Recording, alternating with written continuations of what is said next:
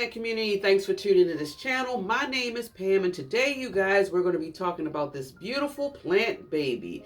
This is the Epiphyllum Oxypetalum, you guys, and if you watched me do an unboxing of this plant, I want to say a couple of months ago, when I did some online shopping at Gabriella's Plants, this was one of the plants that I had revealed to you guys, and as y'all can see, for obvious reasons, possibly why I was interested in this plant, for multiple reasons, but you know, I've been trying to collect plants or add plants to my collection that looks a little bit different in structure and shape. And one of the things that drew me to this plant was the beautiful elongated leaves. I love the color on here, as well as the growth pattern from what I saw once I got this plant at my home, of how the leaves just really come out from the middle of the actual neck or stem of the leaf itself. And I just thought it was cool, an interesting plant. I wanted to add it to my house, but I did one fatal thing that I've been telling all new plant parents around here to not do, and that is to not buy a plant without doing your research first. I did the reverse, you guys, and I had no knowledge of this plant at all, but I knew I wanted it, and I said, you know what, it was a good deal, and I'm so glad that I got it. So now I got it home, and I said I want this plant to do well in my home, in my environment, and I want to be a little bit more knowledgeable because I haven't seen any plant like this. And so I did some research, you guys, and came across a couple of things, and so we're going to just discuss this plant as a whole and also go over some care tips so that we can also learn this plant together, and hopefully I can take the knowledge that I've learned and apply it, and hopefully this plant will turn into a very beautiful, luscious, longevity plant. So if you're with me with this, let's just jump right in it. Now, as I said, this is the Epiphyllum Oxypetalum. There's multiple names for this plant, you guys. It's called Dutchman's pipe cactus. They call it the princess of the night or the queen of the night, just to name a few, but there are a plethora of names for this plant. The origin of the plant, you guys, actually is from Mexico or Guatemala. And these long flatted leaves, which is very cool, I thought an interesting piece, is I did not know how vigorous of a grower this plant could be. I do believe when I did do the unboxing, one of you commented and said that this plant will become a very top heavy plant.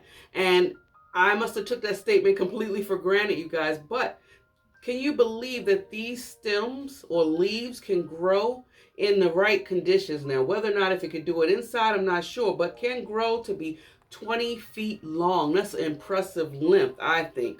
Like, wow, right? So there's also another interesting fact about this plant, which is also cool, is actually the blooms. The blooms, you guys, is a large white fragrant flower that can be up to 12 inches long in as far as the actual petioles, and it's a funnel shaped flower that can have, I said, between 5 to 20 petals.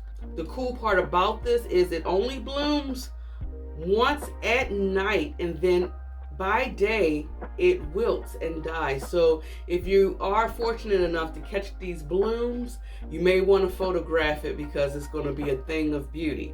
Now, during the blooming stage, there is a strong aroma that attracts bats to gather the nectar of the bloom. So what I did learn about it is bats are a vital part of the pollination process. Bats pretty much, they take the nectar from one bloom and they are actually whisking their body up against the pollen, and they move on to the next bloom to actually get more nectar, and they actually is pollinating the actual bloom unbeknownst to the bat. And if it is a successful pollination, then you will see 5-inch long purple and red fruits, which you could use also for the seeds, of course. So I just thought that was very interesting. I really hope that I will be able to actually get this plant to bloom. If by chance I'm able to do that, I will take photographs and share it with you guys. But let's just get right into the care of this beautiful plant baby, shall we? First, as far as light, this plant loves bright and indirect light. I think I've check marked the box off for that because I have this sitting actually on one of my ring walls right here in the sunroom. Of course, this plant deserved to be in prime real estate, and I consider the sunroom to be just that. So hopefully I will be able to keep it happy with the type of light that it's getting. Now, as far as watering, you guys, this plant loves moderate watering. So we want to allow the soil to slightly dry out, but not completely. This plant is a jungle cactus, but it doesn't prefer to be completely dried out like most cactuses. So we want to keep that in mind. So I let it dry out, but I don't let it go like a couple of days past that dry out session. As soon as I find out that it is really dry, and also for me too, you guys, I pay attention a lot to my leaves on my plants, not just with this one, but just with all my leaves. Leaves of all my plants, so that I can be aware of the watering routine as well. So what I have noticed is these leaves are like, right now, this plant feels like it does not need a drink, even though the soil from the top part seems dry. The leaves to me is still a little bit thicker than what I would consider time to give it a drink. Now, when you do give it a drink, you do want to give it a good drink. You don't want to just give it a little bit of water. You want to give it a nice, good soaking, and then you can, put it back up to where you have it at. Now, for the most part, if I go off of memory, you guys, I want to say, I honestly probably water this plant at least once every 2 weeks is what I'm doing. Now you're probably like, how she's doing that because she has it in a terracotta pot. I don't have it directly planted in this pot. The reason why I'm able to do it at least once out of 2 weeks, you guys, is because I still have it in the original pot that I brought it in. But the problem is, of course, as you can see, it is a plastic pot. So me watering it just once will help it last the watering for 2 weeks. Now, if I actually had this plant potted directly into this terracotta pot, I probably would be watering this thing probably once every 7 days, because it's porous and this particular material will draw away some of the water. But since I have it in here, I'm able to maintain some moisture a little bit longer. So you also want to keep that in mind, you guys, when you are watering your plants, as long as this baby as well, as far as how long to let it go without before you give it a nice drink. I put it in here, you guys, and I have to hold it like this because literally it's top heavy. If I was to sit this thing on the table with this plastic, the top part of this will actually have the whole thing leaned over. So that's the reason why I kind of popped it into this terracotta pot. Kind of helps to weigh it down. And yeah, I think I love it. So let's talk about the temperature. This plant prefers temperatures between 65 to 80 degrees. For the most part, like right now, I have a thermostat right here. It's at 74.7%.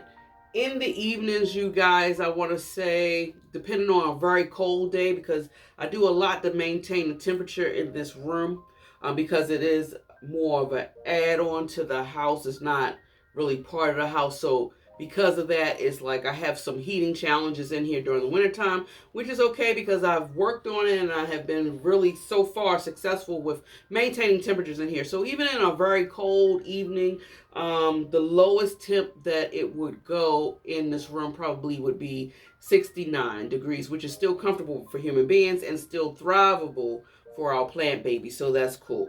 Now the soil, you guys, for this plant, it should be a well-mixed cacti soil mix. Now, what does that really consist of?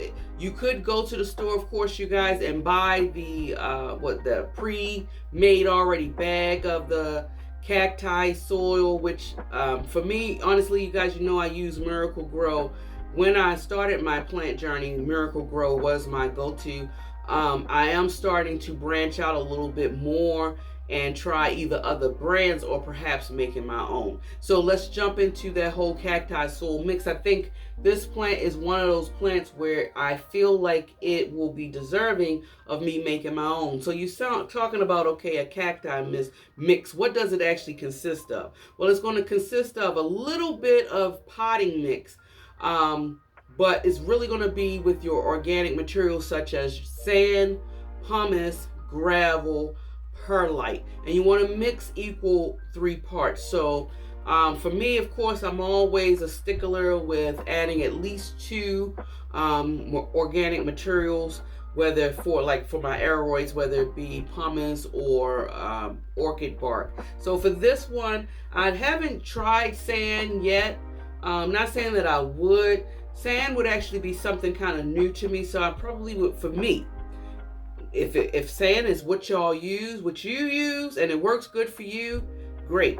But for me, I got to use the organic materials that I'm comfortable with, and I would use pumice and perlite, 3 parts with a little bit of soil. And I think this plant will thank me for it. But right now, because I have it in its original nursery pot, and I don't plan on potting it up really anytime soon.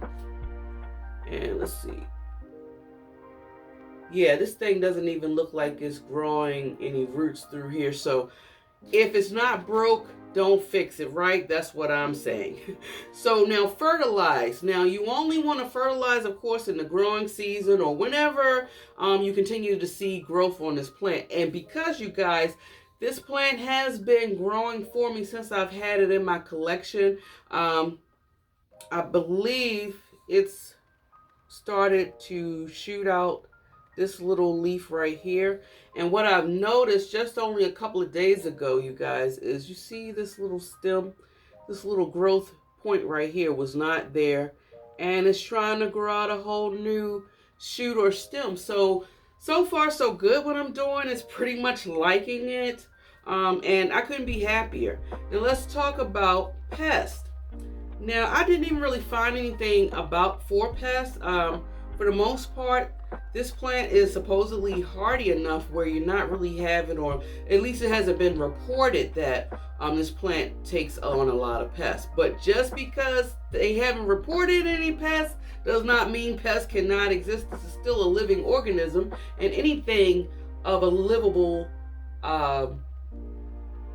anything that produces life is always suspect to obtaining some form of a bacteria or virus or anything like that, pests, whatever the case may be. So I'm still going to maintain looking over at my plant. I'm still going to probably spray down my plant, especially when the temperatures outside start heating up. You know, I do a lot of spraying my plants down to keep the foliage clean, and also that's my way of making sure that I'm pushing away any form of debris or anything that could potentially attract pests to this plant. But you guys, I am loving this plant. These long leaves are beautiful. The leaf structure of it is so weird. It reminds me a little bit, just a little bit, you guys. I'm just looking at this leaf right here. It reminds me of that Epiphyllum Oxypetalum, I believe.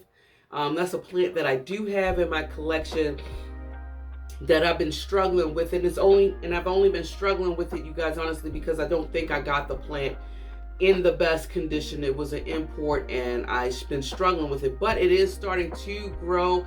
It's just slow to grow because I literally had to start over from scratch.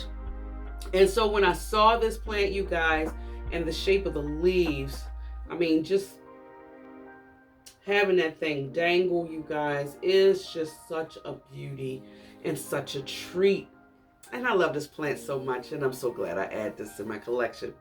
So yeah, so we went over the care tips. We found out some interesting facts. At least I did. You know, some of you guys out there probably are already aware of this. But if you thought that this plant, learning about this plant with me was just as interesting, don't forget to push thumbs up. And also, too, you want to always remember to subscribe. Hit that subscribe button, you guys. But all in all, I'm happy with this plant. Such a beautiful baby. If I'm going to keep it on this ring hook on the wall, if I have it to be able to trail down long, oh, that would really be the icing on the cake for me.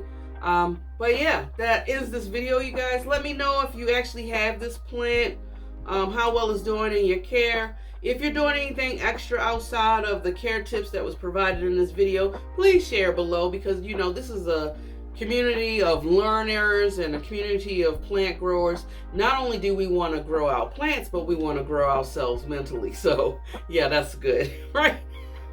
Okay. Anyway, I'm out of here, you guys. Keep in mind, if you love foliage as much as I do and you love listening to planting things, you know what you do. If you have not done it, subscribe. Push those thumbs up, guys. Push them up. Push them up. Push them up. It helps get my channel out there, and I appreciate your support, your kind words, your words of encouragement. I love you all for it. Thank you so much for joining me along with my journey. I'll see y'all next time. Enjoy your day wherever you are in the world, guys. Bye. Much love. It's a nice plant.